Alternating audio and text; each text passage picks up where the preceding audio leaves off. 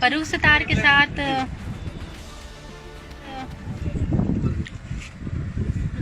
مزہ ہی نہیں آیا، مزہ ہی نہیں آیا، مزہ ہی نہیں آیا، مزہ ہی نہیں آیا۔ اچھا، فاروق ستار کیا لگا آپ کو؟ ایلوپیتھک ہے، ہومیوپیتھک ہے؟ Transgender, transgender, transgender.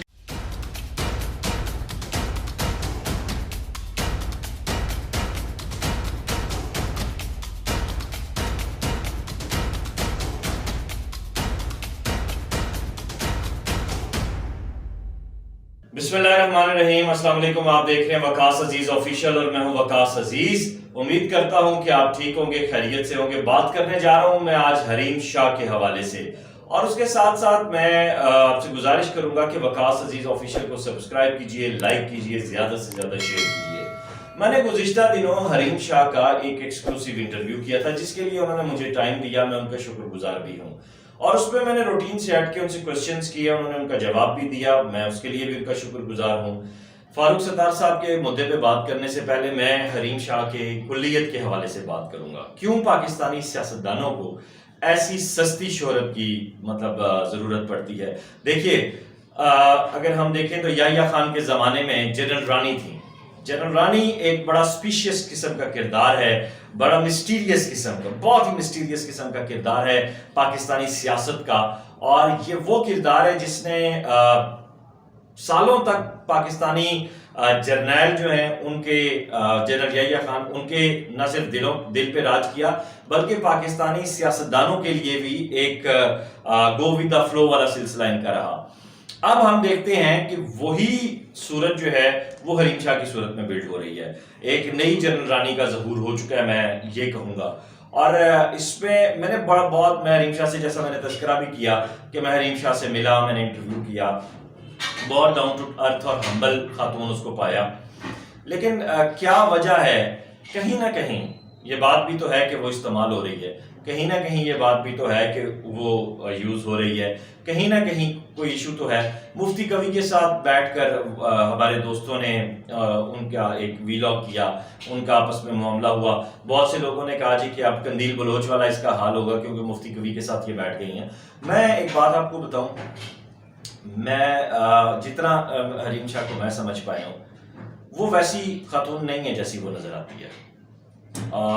وہ بہت گہری خاتون ہے، بہت ذہین خاتون ہے، اور بہت انٹیلیجنٹ ہے، انتہا کی بلا کی انٹیلیجنٹ ہے۔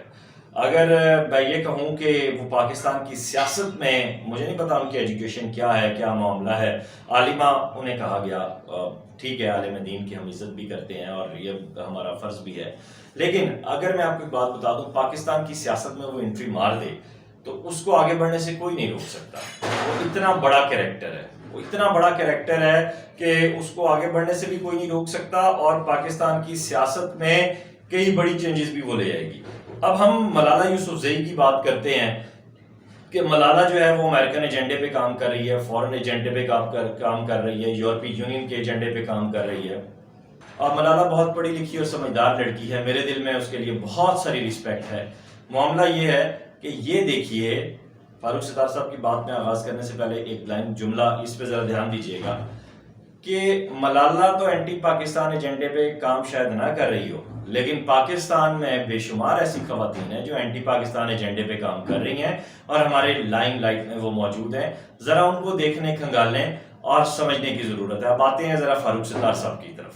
جیسا کہ آپ نے دیکھا آغاز میں کہ فاروق ستار صاحب کے حوالے سے انہوں نے کہا کہ وہ ایک خسرے ہیں، یعنی انہوں نے ان کی جنسی جو صلاحیت ہے اس کا مظاہرہ اور اس کی تعریف جو ہے وہ سب کے سامنے کر دی۔ اب معاملہ یہ ہے کہ مجھے ایک بات کی سمجھ نہیں آتی، جیسا کہ انہوں نے مزید بھی باتیں کی کہ کیسے انہیں بلایا گیا، کس نام سے ان کا نمبر سیو کیا گیا۔ کبھی شیخ رشید صاحب ہوتے ہیں، کبھی شاہ محمود قریشی صاحب ہوتے ہیں، کبھی فیض الحسن چوہان صاحب ہوتے ہیں، کبھی مبشر لقمان صاحب ہوتے ہیں۔ آئے روز کوئی نہ کوئی سٹنٹ، کوئی نہ کوئی ڈرامہ، کوئی نہ کوئی کہانی ہمیں دیکھنے کو ملتی ہے۔ سوال یہاں یہ پیدا ہوتا ہے کہ حریم شاہ کی یہ ڈرامائی واپسی ہوئی کیسے، کس کے کہنے پر ہوئی، اور یہ انٹری کراچی میں کیسے ڈلی؟ میں نے حریم شاہ سے جو ملاقات ہوئی اس پہ میں نے اس کو ایک بڑا ہمبل انسان پایا، اور میں نے دیکھا کہ جب میں نے اسے کوشچن کیا کہ لوگ آپ کے بارے میں کیسی کیسی باتیں لکھتے ہیں تو آپ مطلب اس کا برا نہیں مناتی، تو انہوں نے کہا یہ لوگوں کی مرضی ہے، وہ چاہے جیسی مرضی بات کریں۔ سوال یہاں یہ پیدا ہوتا ہے کہ آپ اپنے اینڈ سے بہت ہمبل ہیں، بہت ٹون ڈاؤن ہیں، بہت ڈاؤن ٹو ارتھ ہیں، بہت ساری چیزیں ہیں، معاملات ہیں، لیکن ایسا تو نہ کریں کم از کم۔ آپ کو اگر کوئی شخص پسند نہیں آیا، کسی سے آپ کی کوئی ڈیل نہیں بنی، کسی نے آپ کو کوئی کام نہیں کیا، کوئی ٹاسک اگر آپ کو دیا گیا تھا وہ پورا نہیں ہوا، تو یوں پھر مطلب مجھے فاروق ستار صاحب کی سمجھ نہیں آئی۔ حریم شاہ کو اس معاملے میں برا یا اچھا کہنا، میں نہیں سمجھتا کہ سوشل میڈیا پہ جو بحث ہوئی ہے اس کو اتنی طول پکڑنا چاہیے اور اتنا سارا معاملہ ہونا چاہیے۔ اس پہ سراسر غلطی فاروق ستار صاحب کی ہے۔ انہوں نے کیوں بلایا، انہوں نے بلا کر پھر وہ کیوں ایسا بیہیو کیا، اور مطلب اس کے ساتھ ساتھ پھر ایسی کون سی آخر آ گئی تھی کہ انہیں ملنا پڑا پورے پاکستان کو چھوڑ کر ایک حریم شاہ سے؟ یہ بھی ایک بہت بڑا سوال ہے۔ پھر یہاں پہ یہ بھی دیکھنے کو ملتا ہے کہ شاید فاروق ستار صاحب کی شہرت میں، نیک نامی میں بڑی کمی آ گئی ہے جب سے الطاف حسین اور کراچی میں سکون آ گیا ہے۔ کوئی گینگ وار نہیں ہو رہی، کوئی ٹارگٹ کلنگ نہیں ہو رہی، کسی قسم کا کوئی آپ کو بھتہ خوری کا وہاں پہ سلسلہ دیکھنے میں نہیں آ رہا، کوئی بری بند لاشیں نہیں مل رہی، کوئی اینٹی پاکستان ایجنڈا نہیں آپ کو نظر آ رہا۔ تو ایسے میں میرے خیال سے پھر شہرت کے لیے آپ آئے روز آپ پریس کانفرنس کرنے کے قابل نہیں رہے، آپ بازار نہیں بند کر رہے، آپ مارکیٹیں نہیں بند کر رہے، آپ سٹاک ایکسچینج کو برباد نہیں کر رہے، آپ کے کہنے پہ ہڑتالیں نہیں ہو رہی ہیں، آپ کے کہنے پہ لوگوں کو اٹھایا نہیں جا رہا۔ میں ایم کیو ایم کی آل اوور بات کر رہا ہوں، تو شاید پھر ایم کیو ایم کے رہنماؤں کو اب ٹی وی اسکرین پر آنے کے لیے کوئی نہ کوئی بہانہ چاہیے جس کے لیے وہ یہ کوئی سستے ذرائع ڈھونڈ رہے ہیں۔ میرے خیال جہاں تک میرا انالیسز ہے مجھے تو یہی سلسلہ دکھائی دیتا ہے۔ حقائق کیا ہیں، پس پردہ کیا معاملات ہیں، یہ وہ جانتے ہیں، یا حریم شاہ صاحبہ جانتی ہیں، یا جنہوں نے ملاقات کروائی ہے وہ جانتے ہیں۔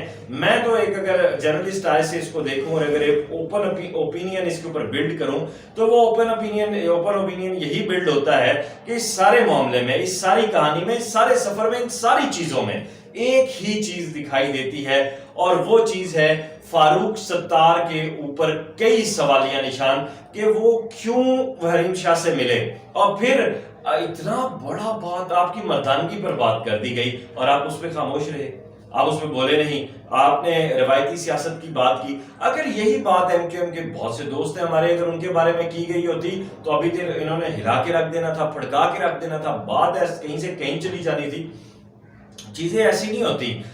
اب ایک اور ہم دیکھتے ہیں، اس سے پہلے شہرت کے مختلف ہوتے تھے۔ آپ نے کتاب تو پڑھی ہوگی، آپ نے دیکھی تو ہوگی، پارلیمنٹ سے بازار حسن تک۔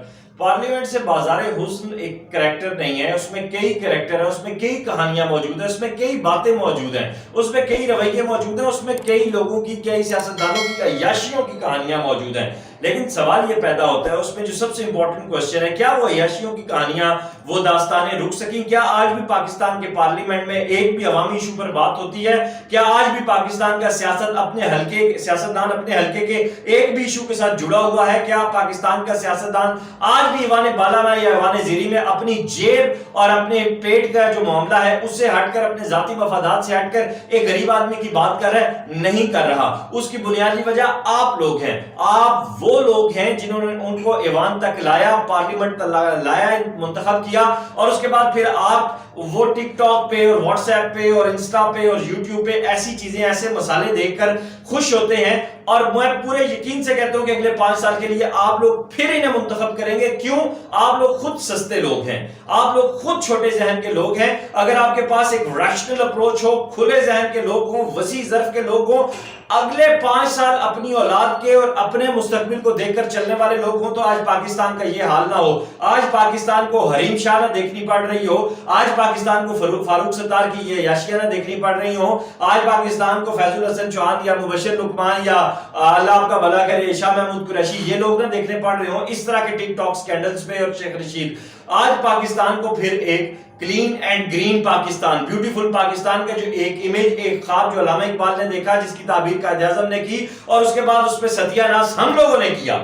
ہم لوگ جو ہیں براہ راست اس چیز کے ذمہ دار ہیں. اگر ہم لوگ اپنی سوچ کو بڑا کریں، خدا را اب ان چیزوں سے باہر نکلیں اور پاکستان کے ایشوز کی جانب توجہ دیں، اپنے کور ایشوز کی جانب توجہ دیں. میں آپ کو ایک بات بتاؤں، آپ پاکستان سے اسی وقت مخلص ہو سکتے ہیں جب آپ اپنے 5 سال اور اپنے بچوں کے 5 سال کے ساتھ مخلص ہوں گے. جب تک آپ اس سے مخلص نہیں ہوتے اور آپ ان چیزوں میں پڑے رہیں گے، تب تک آپ یہی سب کچھ کریں گے.